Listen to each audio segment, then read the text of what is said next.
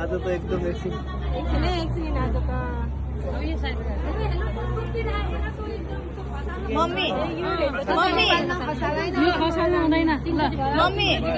यहाँ तपाईँ देखिनु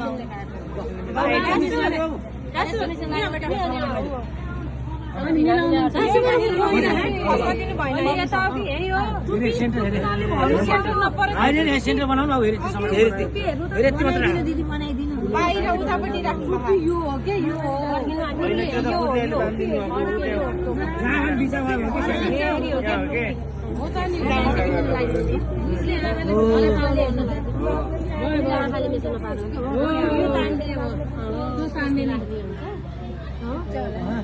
कारण घुसाने रहेछ दिज्जु दिज्जु यो नानी फुकाएर बुढाले आँखा नदेखेर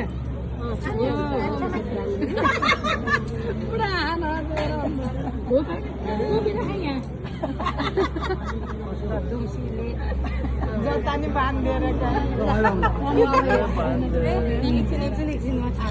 अब त थाहा पर्दैन कि छोरी हुँदैन अरे